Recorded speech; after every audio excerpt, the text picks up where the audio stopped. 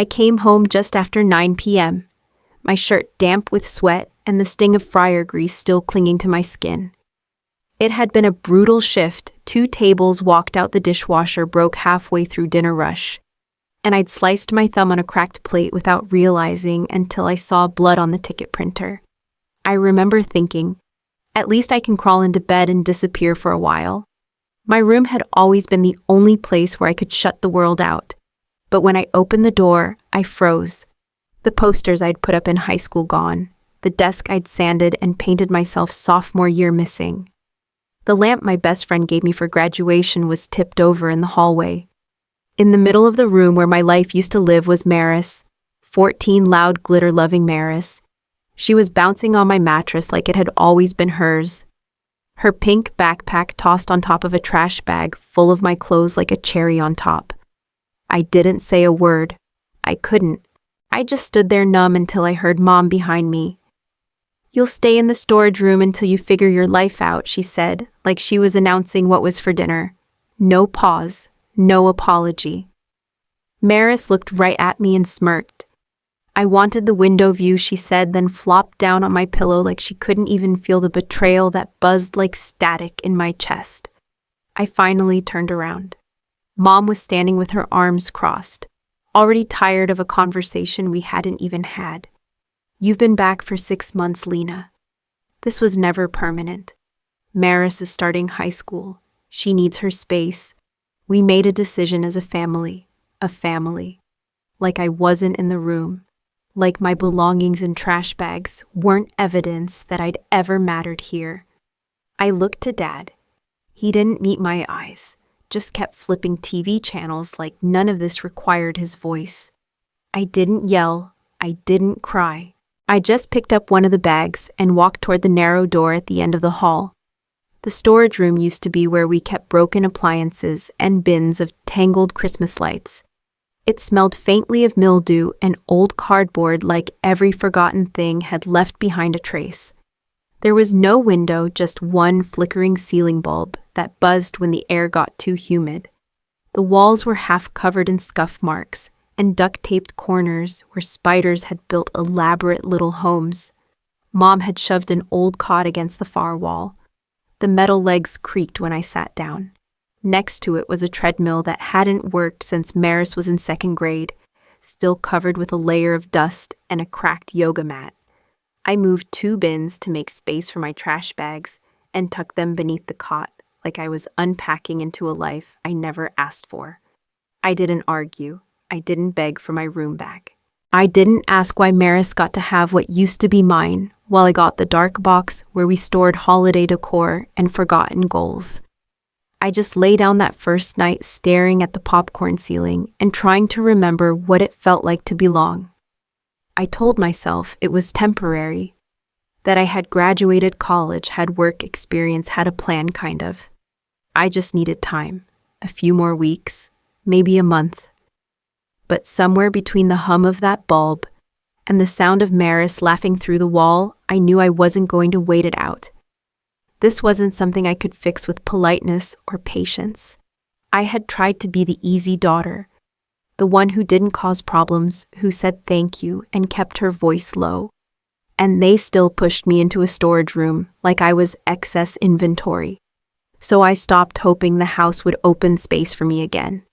And I started figuring out how to leave it entirely. I tried to stay polite. That's how I was raised. I woke up early, helped with groceries, vacuumed without being asked.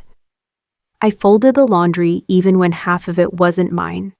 I took my shifts at the diner, came home late, kept the volume down, kept my head down. I applied to jobs during my lunch breaks, and late at night submitting cover letters that read like hopeful little love notes to people who'd probably never open them. At first, my mom would ask how the search was going. Then she stopped asking. Her tone shortened, clipped like every word cost her something. She started saying things like, "Don't just sit there," even when I was on my laptop applying to jobs or reviewing freelance design gigs. Once she called from the kitchen, "Try being productive today, okay?" While I was literally uploading a portfolio. Maris, meanwhile, bloomed in her new room, like a queen settling into her rightful castle. She redecorated, moved her keyboard, and even painted one wall pink without asking. I heard her telling her friends on the phone that she finally had a real space, like I hadn't lived in that room for years. Her jokes came layered in sugar. "Maybe one day you'll get promoted from the storage dungeon," she laughed. I didn't. Things started to vanish. My toothbrush wasn't in the bathroom anymore. When I asked, no one knew where it had gone. My desk, once in the corner of the dining room, was now covered with Maris's sketchbooks and acrylic paints. I ended up working from my cot on a lap tray, trying not to breathe too loudly. No one yelled at me. No one told me to leave. They just erased me one object at a time. And I let them shrinking around the silence until I was barely a shape in my own home. It was a Thursday. I'd just come back from the diner early because we ran out of propane and had to shut the kitchen down. I was in the kitchen refilling my water bottle when I heard my mom's voice drifting in through the open window. She was outside with Mrs. Halvorsen, our neighbor from 2 doors down, the one who always wore garden gloves, even when she wasn't gardening. "She's been coddled too long," my mom said, watering the roses. "Lena needs a wake-up call. She's not a kid anymore." Mrs. Halvorsen didn't say anything, just a soft hum of acknowledgement, the kind people use when they don't want to get involved, but don't want to seem rude either. I stood completely still. The water ran over the edge of my bottle and onto my hand, but I didn't move. I just kept hearing it on loop. Coddled.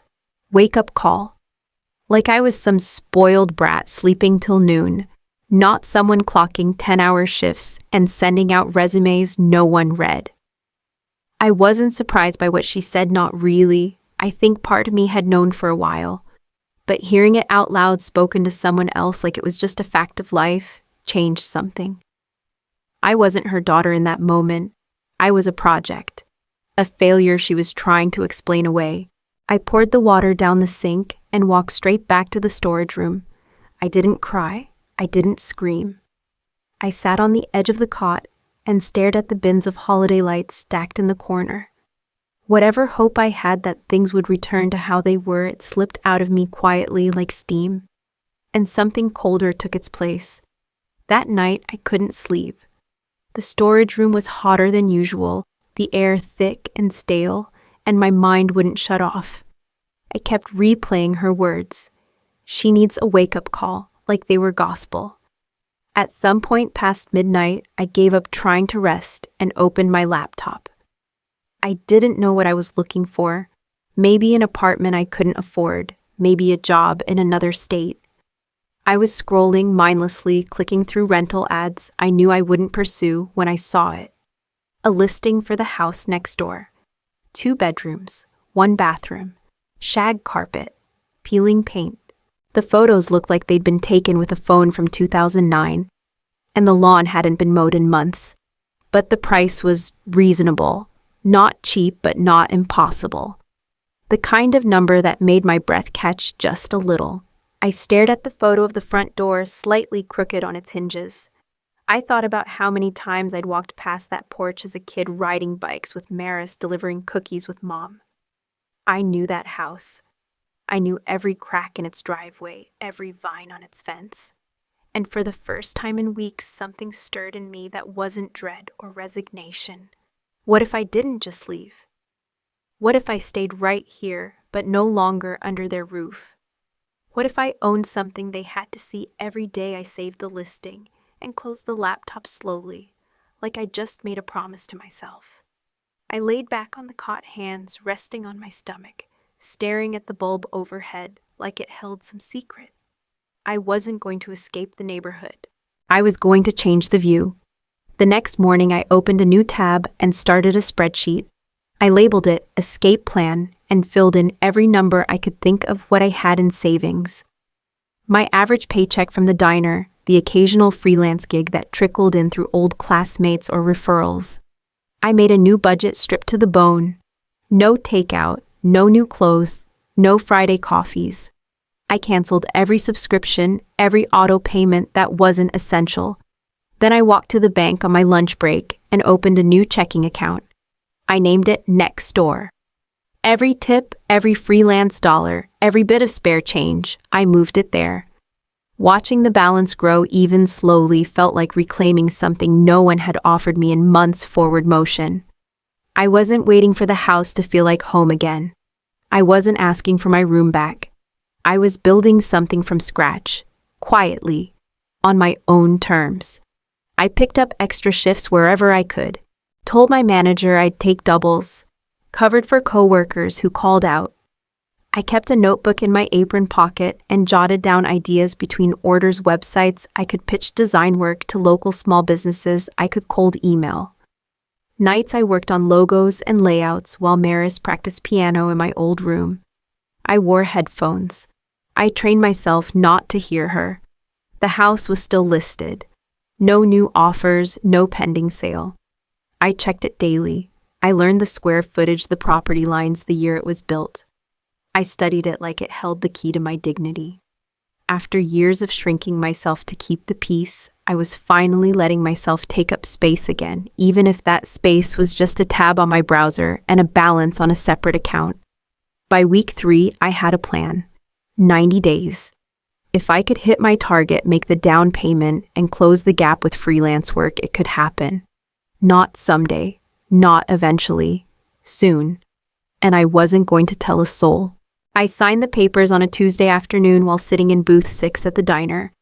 The shift had ended an hour earlier, but I stayed behind with a black coffee and my laptop open. Kelly, the realtor, had emailed over the final contract. I scrolled through each page, slowly double-checked the numbers, then signed with hands that didn't shake. No one clapped. No one even noticed. I closed the laptop, stared out the window for a moment, then grabbed my apron and walked home like nothing had changed.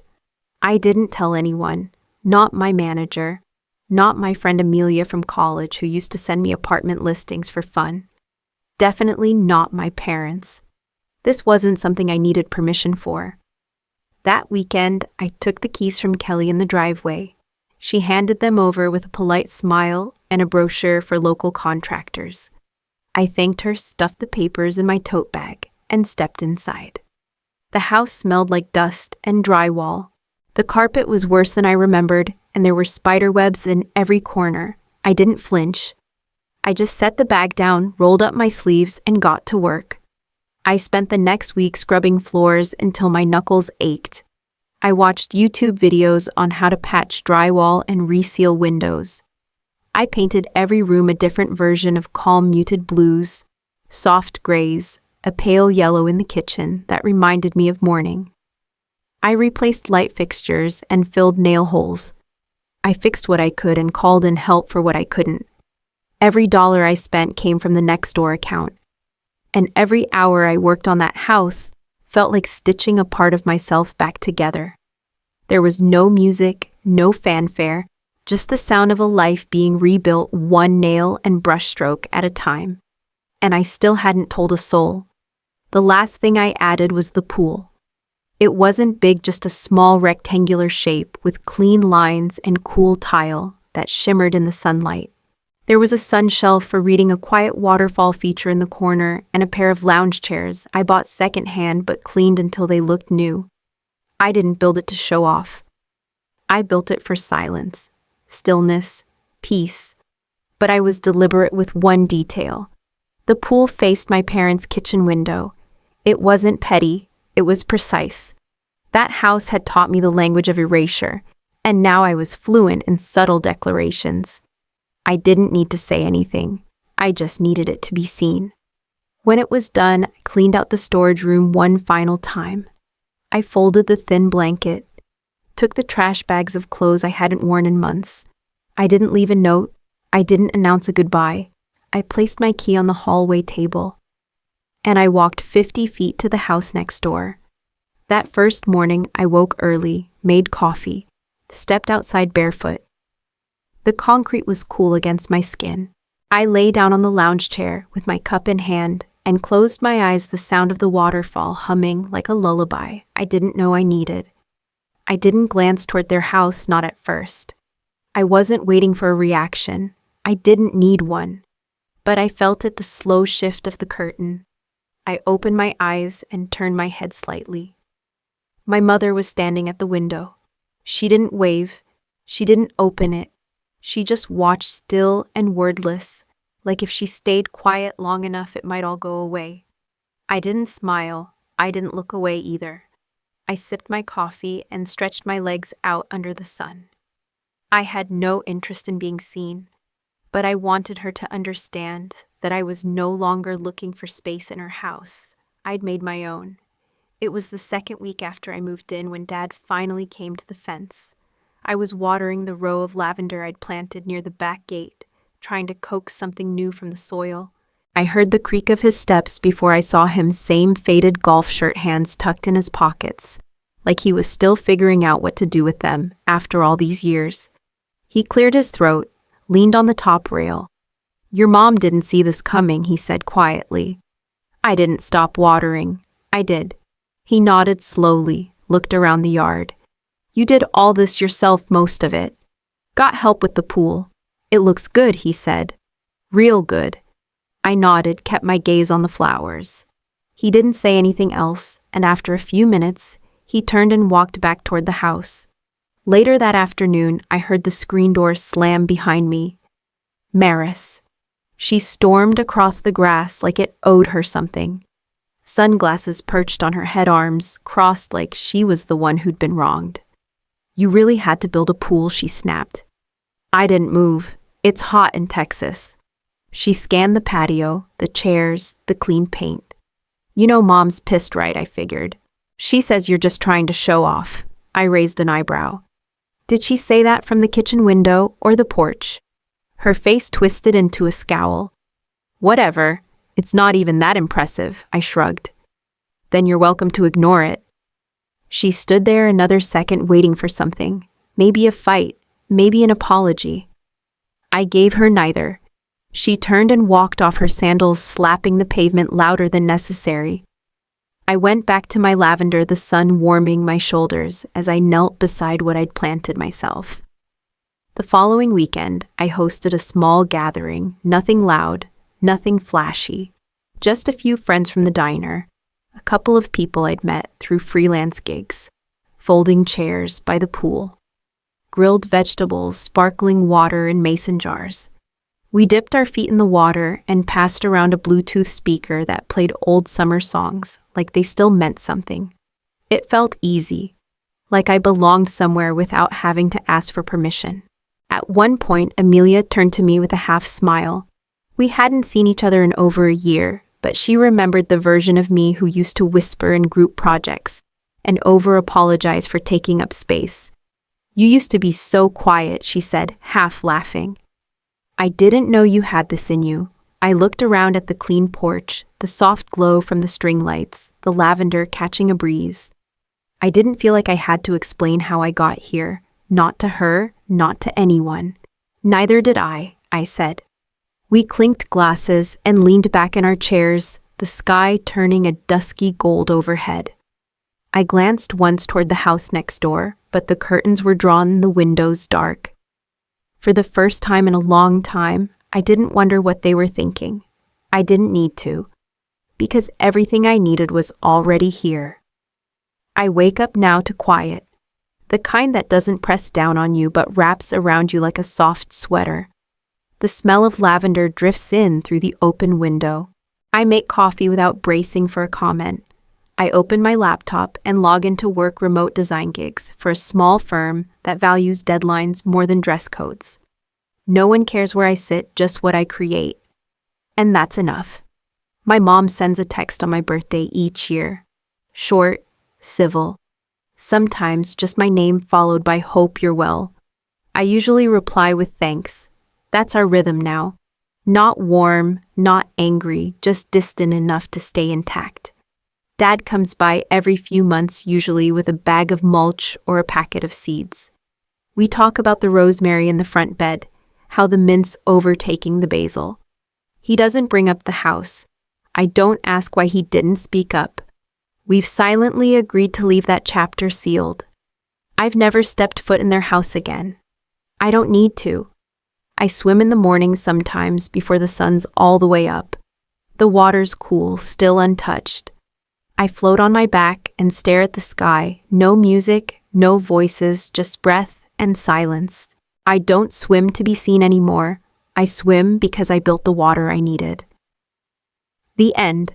Thank you for staying with me through this story. If you've ever felt left behind by the people you loved most, or found unexpected strength in those who showed up quietly, you're not alone. We share stories like these because they matter. They remind us that family isn't always who raised us. Sometimes it's who reached for us when we fell. If this resonated with you, I'd love to hear your story in the comments. And if you want to hear more like it, real, raw, and sometimes hard but always human, subscribe. And join this growing community of survivors, rebuilders, and quiet warriors. There's more to come. And maybe your voice is next.